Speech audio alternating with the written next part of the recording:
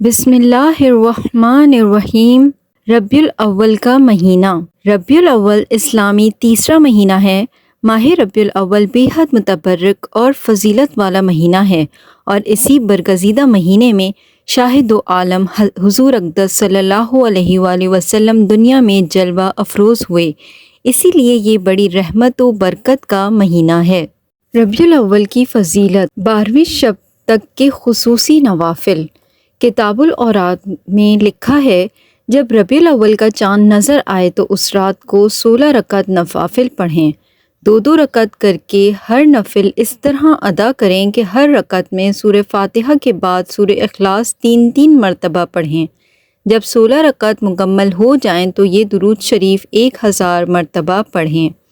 صلی اللہ علی النبی الامی وآلہ صلی اللہ علیہ وسلم، صلاۃ و سلام علیک یا رسول اللہ، یا پھر یہ درود پڑھ لیں، صلی اللہ علی محمد صلی اللہ علیہ وآلہ وسلم۔ یہ نوافل اور 1000 مرتبہ درود پاک 12 دن تک مستقل پڑھتے رہیں تو انشاءاللہ عزوجل امام الانبیاء حضرت محمد مصطفیٰ صلی اللہ علیہ وآلہ وسلم کی زیارت سے خواب میں مشرف ہوگا، مگر شرط یہ ہے کہ عشاء کے بعد ان نوافل اور درود پاک کو پڑھیں اور پھر باوضو ہو کر سو جائیں۔ ربیع الاول کا وظیفہ۔ 500 مرتبہ درود خضری پڑھیں، صلی اللہ علی حبیبہ محمد وآلہ وبارک وسلم۔ نمبر 2، آدھا گھنٹہ درود شریف پڑھیں۔ نمبر 3، روزانہ 2 رکعت صلاۃ التوبہ پڑھیں۔ نمبر 4، پورے ماہ میں 3 روزے رکھیں۔ مصیبتوں، پریشانیوں اور بیماریوں سے محفوظ رہنے کے لیے دعا۔ جو شخص ربیع الاول کے مبارک مہینے میں پہلے 12 دن روزانہ فجر کی نماز کے بعد 11 بار اول و آخر درود شریف پڑھے اور درمیان میں یہ دعائے مبارک 7 مرتبہ پڑھے تو وہ شخص پورا سال مصیبتوں، پریشانیوں اور بیماریوں سے محفوظ رہے گا۔ یہ دعا آگے بیان کی گئی ہے۔ بسم اللہ الرحمن الرحیم۔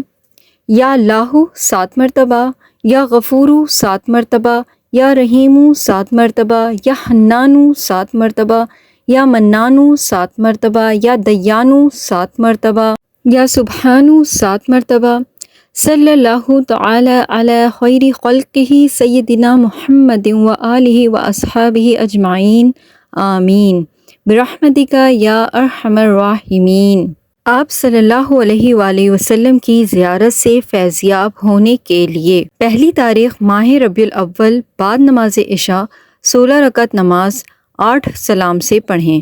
ہر رکعت میں سورہ فاتحہ کے بعد سورہ اخلاص 3 مرتبہ پڑھنی ہے، پھر سلام کے بعد 1000 مرتبہ یہ درود پڑھنا ہے۔ اللہم صلی علی محمد النبی الامی ورحمۃ اللہ وبرکاتہ۔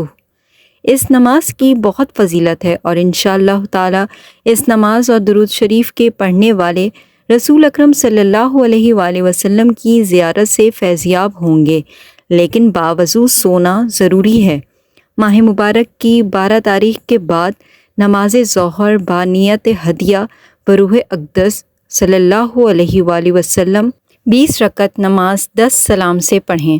ہر رکعت میں بعد سورہ فاتحہ کے سورہ اخلاص 21 مرتبہ پڑھیں۔ انشاءاللہ تعالی اس نماز کے پڑھنے والے کو حضور اقدس صلی اللہ علیہ وآلہ وسلم کی زیارت نصیب ہوگی۔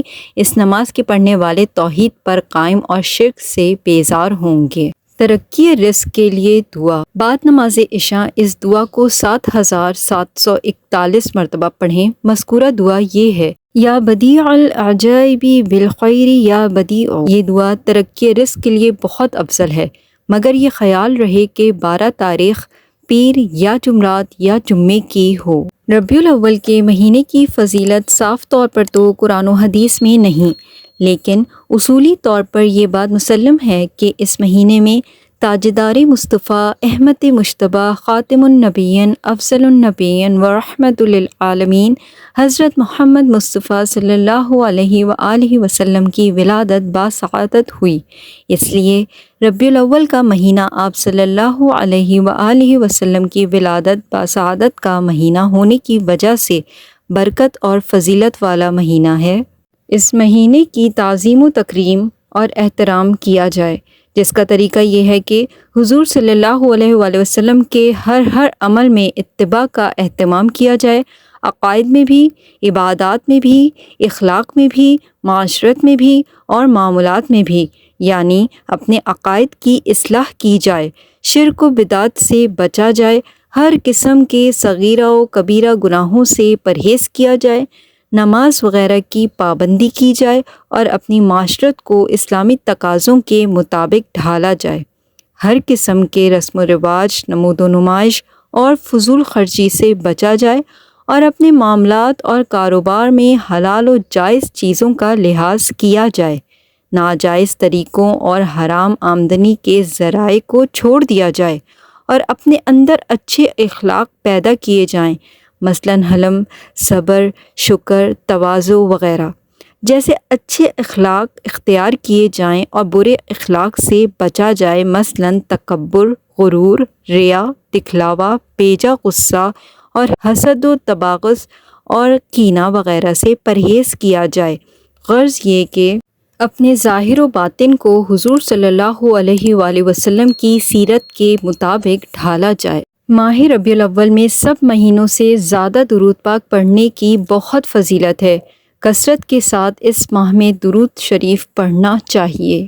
رسم میلاد کی تردید، عید میلاد النبی کی تردید۔ آج کل بعض کم سمجھ مدعیان محبت نے حضور اکرم صلی اللہ علیہ وآلہ وسلم کے ذکر مبارک کو بھی آپ صلی اللہ علیہ وآلہ وسلم کی ولادت کے زمانے کے ساتھ خاص کر دیا ہے، اور وہ بطور رسم کے ماہ ربیع الاول میں آن حضرت صلی اللہ علیہ وآلہ وسلم کا ولادت کا یوم منانے لگے ہیں، جیسا کہ بعض مدعیان محبت حضرت حسین رضی اللہ تعالیٰ عنہ نے یوم حسین رضی اللہ تعالیٰ عنہ منانے کے لیے ماہ محرم کی 10ویں تاریخ کو خاص کر رکھا ہے، حالانکہ حضور اکرم صلی اللہ علیہ وآلہ وسلم کا ذکر مبارک ایسی بابرکت چیز ہے کہ اس کو ہر وقت مسلمانوں کے رغو پے میں سرایت کر جانا چاہیے تھا، اور کوئی وقت آپ صلی اللہ علیہ وآلہ وسلم کے تذکرے سے خالی نہیں ہونا چاہیے تھا۔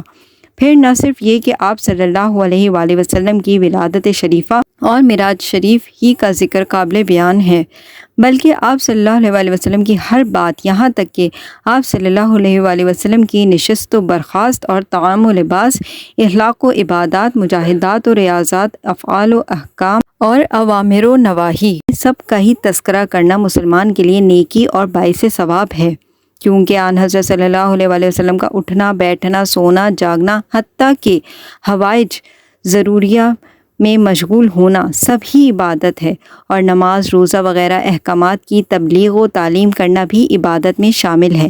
اس لیے حضور صلی اللہ علیہ وآلہ وسلم کے ان سب حالات کا بیان اور ذکر کرنا ذکر رسول میں داخل اور موجب برکت ہے۔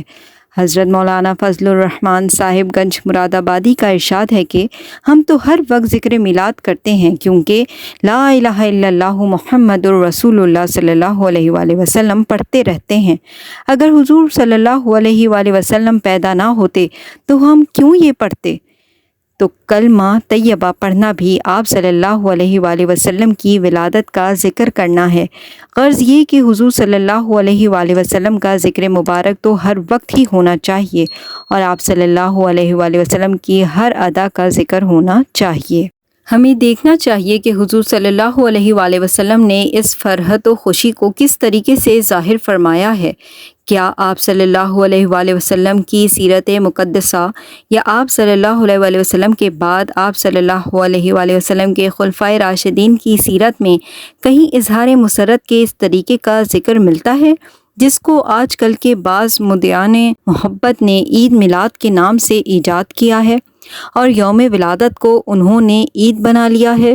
سوال یہ ہے کہ آپ کے جانشین خلفائے راشدین اور صحابہ کرام رضوان اللہ عنہم اجمعین، جو کہ حضور صلی اللہ علیہ وآلہ وسلم کی صحبت مقدسہ کو اٹھائے ہوئے تھے اور تمام عالم سے زیادہ قرآن مجید اور آن حضرت صلی اللہ علیہ وآلہ وسلم کے منشا مبارک کو سمجھتے تھے، آخر ان کی سمجھ میں اظہار مسرت کا یہ طریقہ کیوں نہیں آیا، جبکہ آن حضرت صلی اللہ علیہ وآلہ وسلم کی محبت بھی ان حضرات کے رگو پے میں سرایت کیے ہوئے تھی اور اتباع کے جذبے سے بھی ان کے قلوب معمور تھے۔ اسی طرح تابعین، جن میں بڑے بڑے مجتہد ہوئے ہیں، ان کی نظر بھی یہاں تک کیوں نہیں پہنچی؟ ولادت نبوی صلی اللہ علیہ وآلہ وسلم باعث خوشی اور اظہار مسرت کا سبب ہے، اور اسی خوشی کے اظہار کے لیے آج کل یہ نیا طریقہ ایجاد کیا گیا ہے کہ اس دن کو عید مناتے ہیں اور جلوس وغیرہ نکالتے ہیں، اور یہ سبب حضور صلی اللہ علیہ وآلہ وسلم اور صحابہ کرام کے سامنے بھی موجود تھا، جب خود آن حضرت صلی اللہ علیہ وآلہ وسلم اور صحابہ کرام نے آپ صلی اللہ علیہ وآلہ وسلم کی ولادت مبارکہ کی خوشی اور مسرت کا اظہار اس طرح نہیں کیا، اور یوم ولادت کو عید نہیں بنایا، اور نہ ہی اس دن میں جلوس وغیرہ نکالا، تو یہ اس بات کی واضح دلیل ہے کہ شریعت میں اظہار خوشی کا یہ طریقہ درست نہیں ہے، ورنہ آپ صلی اللہ علیہ وآلہ وسلم خود اور صحابہ کرام رضی اللہ تعالیٰ عنہ اس طریقے پر اظہار خوشی کر کے اس کا جواز ضرور بتلا دیتے۔ یہی ایک دلیل کافی ہے اس عید میلاد کے بدعت ہونے کی۔ حضور صلی اللہ علیہ وآلہ وسلم نے ارشاد فرمایا، جو شخص ہمارے اس دین میں وہ شے نکالے جو اس میں نہیں ہے، پس وہ واجب الرد ہے۔ اگر آپ کو یہ ویڈیو پسند آئی ہے تو اسے لائک کر دیجیے گا اور دوسروں کے ساتھ شیئر کر دیجیے گا۔ چینل اگر ابھی تک سبسکرائب نہیں کیا تو پلیز سبسکرائب اٹ۔ جزاک اللہ۔